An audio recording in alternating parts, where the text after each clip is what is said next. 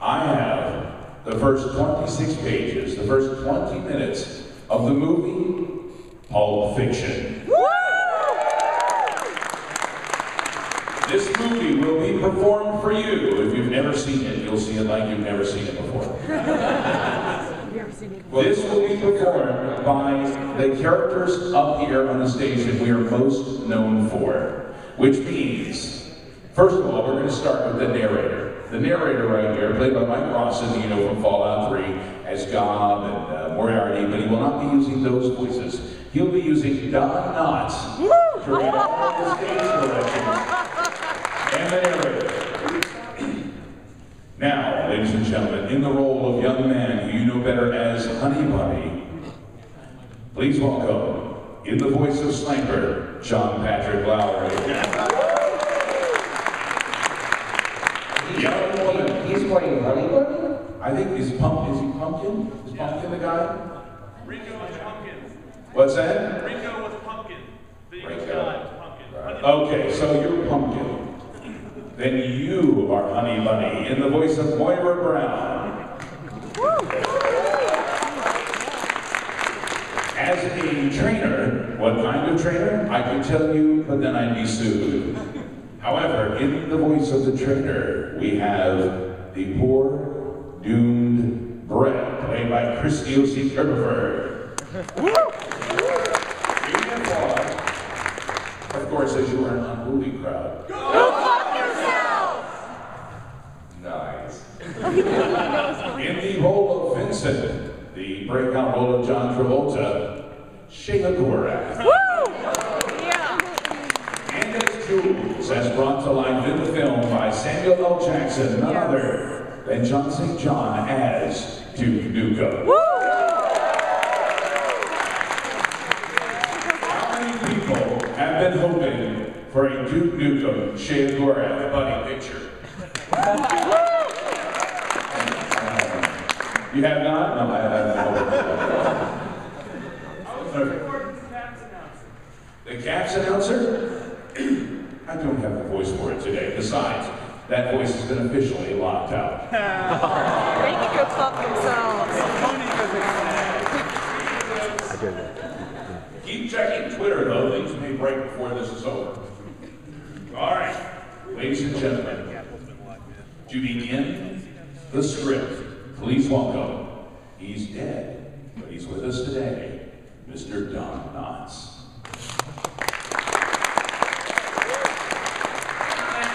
Now, please hold your applause until you feel like it's necessary.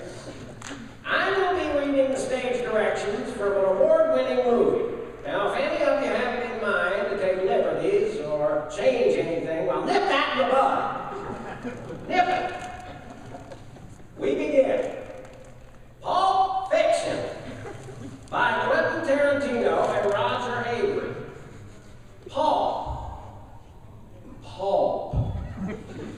Now, number 1, a soft, moist, shapeless mass or matter. Number 2, a magazine or book containing lurid subject matter and being characteristically printed on rough, unfinished paper. That's from your American Heritage Dictionary, New College Edition. Don, speed it up, sir. Oh, all right. Internal shot, coffee shop, morning. A normal day inspires like coffee shop in Los Angeles. It's about 9 o'clock in the morning. While the place isn't jammed, there's a healthy number of people drinking coffee, munching on bacon, eating their eggs. The two of those people are a young man and a young woman. The young man has a slightly working-class English accent, and like his fellow countrymen, smokes cigarettes like they're going out of style. It is impossible to tell whether the young woman, or where the young woman is from, or how old she is. Everything she does contradicts something she did. The boy and girl sit in a booth. Their dialogue is said to be, in a rapid pace, his girl Friday fashion. Forget it. It's too risky. I'm through doing that shit. Always say that. The same thing every time, never again. I'm through, too dangerous. I know I said that's what I always say. I'm always right, too. But you forget about it in a day or two. Yeah, well, the days of me forgetting all are over. The days of me remembering have just begun. Oh, when you go on like this, you know what you sound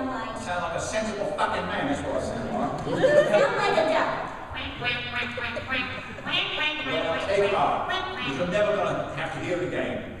Because since I'm never going to do it again, you're never going to have to hear me quack. How about how I'm never going to do it again? After tonight.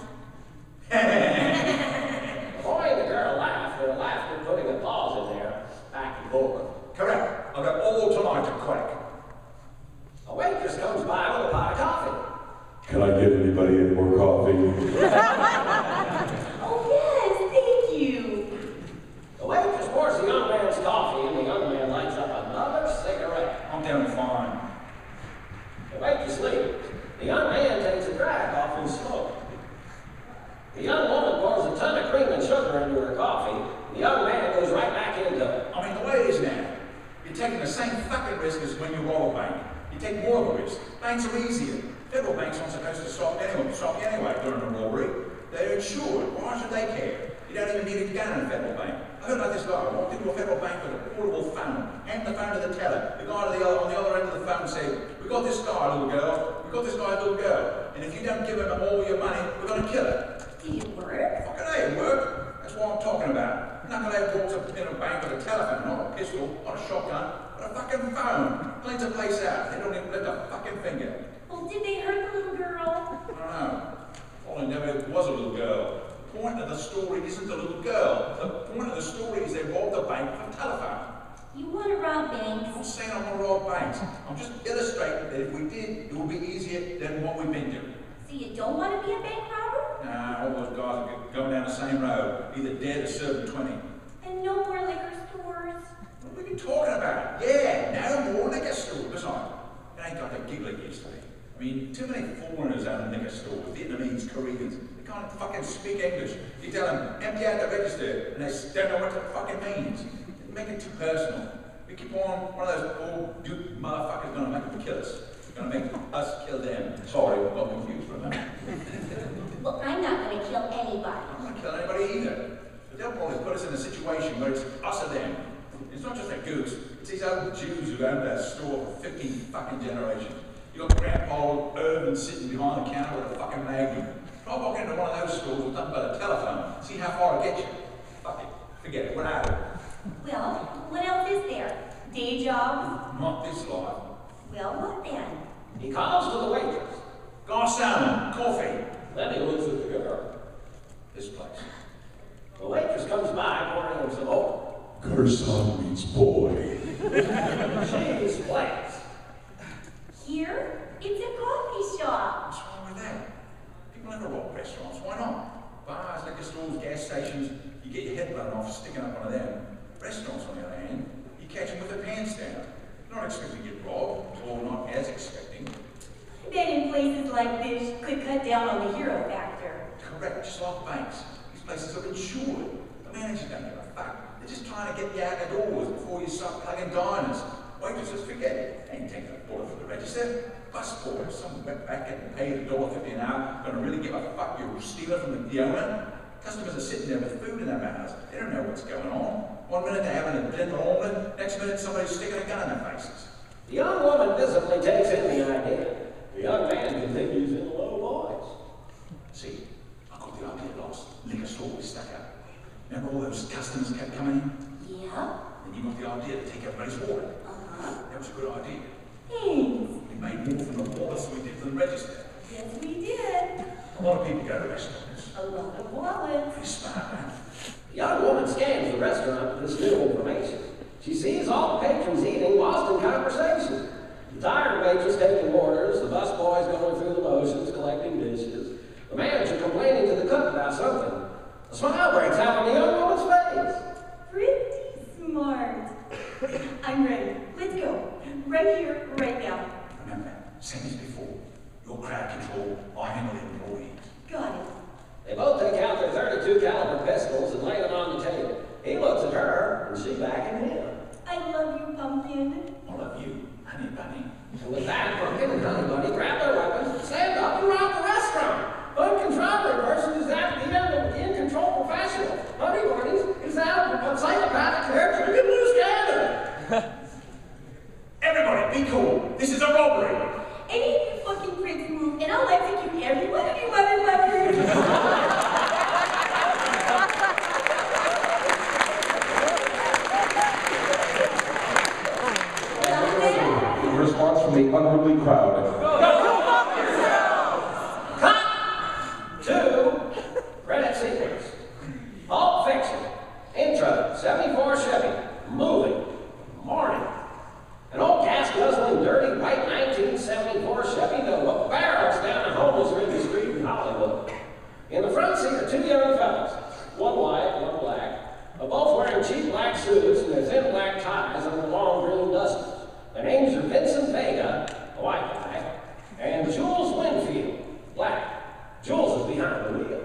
Okay, now tell me about the hash bars. What sort do you want to know? Well, hash is legal there, right? Yeah, it's legal, but it ain't 100% legal. I mean, you can't walk into a restaurant, roll a joint, and start puffing away. You're only supposed to smoke in your home or certain designated places. Those are hash bars? Yeah, it breaks down like this. It's legal to buy it, it's legal to own it, and if you're the proprietor of a hash bar, it's legal to sell it. It's legal to carry it, which doesn't really matter because get a load of this. If the cops stump you, it's illegal for this to search you. Searching you is a right the cops in Amsterdam don't have. Oh, that's it, man. I'm fucking going. That's all there is to it. You're digging the most. But you know what the funniest thing about Europe is? What? It's the little differences. A lot of the same shit we got here, they got there. But they're the little differences. Examples? Well, in Amsterdam, you can buy beer in a movie theater. I don't mean in a paper cup either. They give you a glass of beer like in a bar. In Paris, you can buy beer at McDonald's. Also, you know what they call a quarter pounder with cheese in Paris? What, they don't call it a quarter pounder with cheese? No, they got the metric system there. They would know what the fuck a quarter pounder is. What do they call it? Royale with cheese.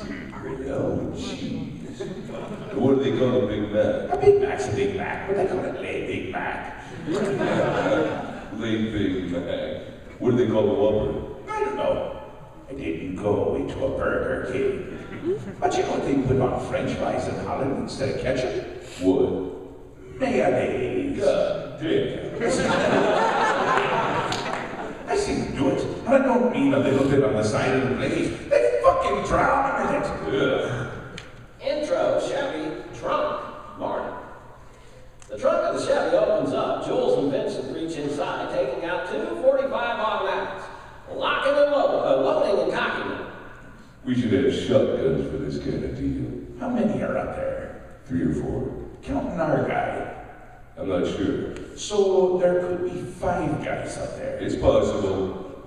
Yeah, we should have fucking shotguns. They close the trunk. Exterior shot, apartment building courtyard, morning. Vincent and Jules, their long matching overcoats practically dragging on the ground, walk through the courtyard of what looks like a hacienda-style Hollywood apartment building. We track alongside. What's her name? Mia. How did Marcellus and her meet? I don't know. However people meet people. She used to be an actress. She ever do anything I ever saw? I think her biggest deal was she started a pilot. What's a pilot? Well, you know the shows on TV. I don't watch TV. Yes, but you are aware that there's an invention called television, and on that invention they show shows. Yeah. Yeah, okay, well, the way they pick the shows on TV is they make one show. That show's called a pilot. And they show that one show to the people who pick the shows. And on the strength of that one show, they decided they want to make more shows. Some get accepted and become TV programs, some don't. And become nothing. She started one of those that became nothing. They enter the apartment building. Interior reception area, apartment building, morning. Vincent and Jules walk through the reception area and wait for the elevator. Hey, you remember Antoine Rocky, half black, half Samoan? Used to call him Tony Rocky Horror. Yeah, maybe. He's fat, right? I wouldn't go so far as to call a brother fat. I mean, he got a weight problem. What's the nigga gonna do? He's a Samoan. I think I know what you mean, who you mean. What about him? Well, Marcellus fucked his ass up good. Word around the campfire, it was on account of Marcellus Wallace's wife. The elevator arrives, the men step inside. What did he do? Fuck her? No, nothing bad. Well, what then? He gave her a foot massage. A foot massage? That's all. Well, what did Marcellus do? I sent a couple of guys over to do it to his place. They took him out on the patio of his apartment, threw his ass over the balcony. Nigger fell 4 stories. They had this garden at the bottom, right? Enclosed in glass, like one of them greenhouse fucking things. Nigger fell right through that, man. Since then, he's kind of developed a speech impediment. The elevator doors open. Jules and Vincent exit. Oh, that's a damn shame. Interior, apartment building hallway, morning. Steadicam in front of Jules and Vincent as they make a beeline down the hall. Still, I have to say, playing with matches, y'all get burned. What do you mean? Well, you don't go giving Marcellus Wallace's new bride a foot massage. You don't think he overreacted? Antoine probably didn't expect Marcellus to react like he did. But he had to expect a reaction. It was a foot massage. A foot massage is nothing, man. I give my mother a foot massage. It's laying hands on Marcellus Wallace's new wife in a familiar way. Isn't it as bad as eating her out? No! But you're in the same fucking ballpark. Jules stops Vincent. Whoa, stop right there. Eating a bitch out and giving a bitch a foot massage ain't even the same fucking thing. Not the same thing, the same ballpark. It ain't no ballpark either. Look, maybe your method of foot massage differs from mine. But touching this lady's feet and sticking your tongue in her holiest of holies ain't the same ballpark, ain't the same league, ain't even the same fucking sport. Foot massages don't mean shit. Have you ever given a foot massage? Don't be telling me about foot massages. I'm the fucking master. Shit, yeah. I got my techniques, man. I don't need to tickle with nothing. Have you ever given a guy a foot massage? Fuck you. Starts walking down the hall. Vincent, smiling, walks a little bit ahead. How many? Fuck you. Would you give me a foot massage? I'm kind of tired. Man, you best back off. I'm getting pissed. This is the door. The two men stand in front of the door numbered 49. They whisper. What time is it? 7:22 in the morning. It ain't quite time. Let's hang back. They move a little way from the door, facing each other, still whispering. Look, just because I wouldn't give no man a foot massage doesn't make it right for Marcellus to throw Antoine off a building into a glass motherfucking house. Fucking up women and tots. That ain't right, man. Motherfucker to do that to me, you better paralyze my ass, because I'd kill that motherfucker. Well, I'm not saying he was right. But you're saying a foot massage don't mean nothing. And I'm saying it does. I've given a million ladies a million foot massages. They all mean something. We act like they won't, but they do. That's what's so fucking cool about them. There's sexual things going on that nobody's talking about. But you know it, and she knows it. Fucking Marcellus know it. And Antoine should have fucking known better. That's his fucking wife, man. He could have had a sense of humor about that shit. That's an interesting point, but hey, let's get into character. What's her name again? Mia. Why are you so interested in Big Man's wife? Well, Marcellus is leaving for Florida. And when he's gone, he wants me to take care of Mia. Take care of her? Makes the gun out of his finger and places it to his head. No, not that. Take her out. Show her a good time. Don't let her get lonely. You could have taken Mia Wallace out on a date. It's in that gate. It's like when you and your buddy's wife go to a movie or something. It's just, you know, good company. Jules looks at him. It's not a date. Jules just looks at him. Interior apartment, room 49, morning.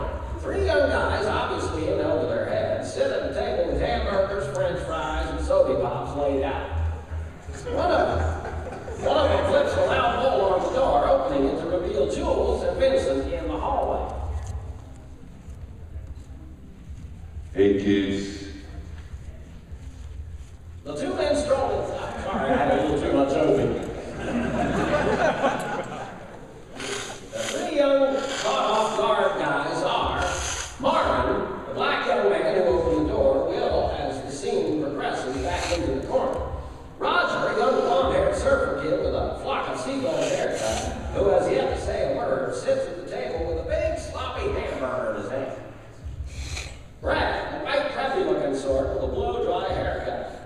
Vincent and Jules take in the place, and with their hands in their pockets, Jules is the one who does the talking. How you boys doing? No answer. Am I tripping, or did I just ask you a question? We're doing okay. As Jules and Brett talk, Vincent moves behind the young boys. Do you know who we are? Brett shakes his head, no. We're associates of your business partner, Marcellus Wallace. You remember your business partner, don't you? No answer. Now I'm gonna take a wild guess here. You're Brett, right? No, my name's Corey. Yeah. I thought so. I'm right. Well, you remember your business partner, Marcellus Wallace, don't you, Brett? I remember him. Good for you. Looks like me and Vincent caught you at breakfast. Sorry about that, man. What you eating there? Hamburgers? Hamburgers, the cornerstone of any nutritious breakfast. What kind of hamburgers? Cheeseburgers. No, I mean, where did you get them? McDonald's, Wendy's, Jack in the Box, where'd you get them? Big Kahuna Burger. Ooh, Big Kahuna Burger. That's that Hawaiian burger joint, right? I heard they got some tasty burgers. I ain't never had one myself. How are they? They're good. Mind if I try one of yours? No. Yours is this one, right? Yeah. Jules grabs the burger and takes a bite of it. That is a tasty burger, Vince. Didn't you ever try a Big Kahuna Burger? No. Jules holds out the big kahuna. You want a bite? They're real good. I ain't hungry. Well, if you like hamburgers, give them a try sometimes. Me, I can't usually eat them because my girlfriend's a vegetarian, which more or less makes me a vegetarian, but I sure love the taste of a good burger. Brett, you know what they call a quarter pounder with cheese in France? No. Tell him, Vincent. Royale with cheese. Royale with cheese, motherfucker. You know why they call it that? Because of the metric system? Check out the big brain on Brett. You a smart motherfucker. That's right, the metric system. What's in this? Sprite. Sprite.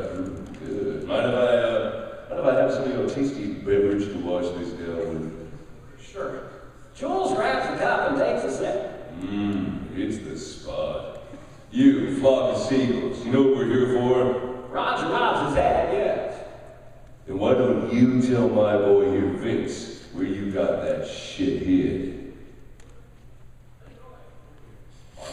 It's under the bed. I don't remember asking you a goddamn thing. Oh shit, I'm supposed to be good. I'm sorry. You were saying?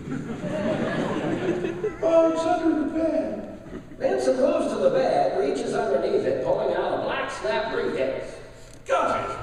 Vincent flips the two locks, opening the case. We can't see what's inside, but a small glow emits from the case. Vincent just stares at it, transfixed. We happy? No answer from the transfixed Vincent. Vincent, we happy? Closing the case. Yeah, we're happy. Look, what's your name? I got his name's Vincent, but what's yours? My name's Pitt. You ain't talking your ass out of this shit. I just want you to know how sorry we are about how we fucked things up, how fucked up things got between us and Mr. Wallace. When we entered into this thing, we only had the best intentions. As Brett talks, Jules takes out his gun and shoots Roger 3 times in the chest, blowing him out of his chair. Now Vince smiles to himself, and Jules has got stopped. Brad's just shit his pants, he's not crying or whimpering, but he's so full of fear, it's as if his body's imploded. Oh, I'm sorry. Did that break your concentration? I didn't mean to do that. Please continue. I believe you were saying something about best intentions. Now Brad can't say a word. What's the matter, huh? Oh, you were there anyway, huh? Well, let me retort. Would you describe for me what Marcellus Wallace looks like? Brad still can't speak. Jules snaps, savagely tipping the card table over, removing the only barrier between himself and Brett.